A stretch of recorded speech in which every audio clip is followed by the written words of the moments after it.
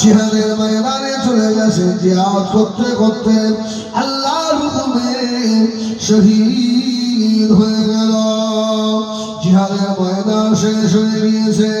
নবী আমার সাহাবীরে ডাকলেন, ও আমার সাহাবীরা, আমি রাসূলুল্লাহ, আমাদের সাহাবীগুলো শহীদ হয়ে গিয়েছে বাবা। সাহাবীরা, আমার শহীদা সাহাবীদের লাশগুলো একজনে করে দাও।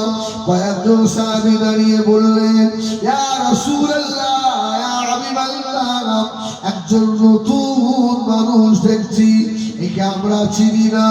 ইয়া রাসূলুল্লাহ, এর কানে সাগরের দুর্গন্ধ বার হচ্ছে।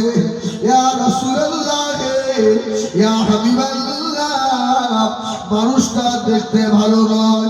আল্লাহ নবী নূরের চোখে পানি এসে গেল। বাবা সাহাবীরা, ও আমার সাহাবীরা, বলো কথা বলো না বাবা, বলো না বাবা, আমার ওই কেরাম্য রাখাল সাহাবীটাকে স্পেশাল করে এক সাইডে রেখে দাও।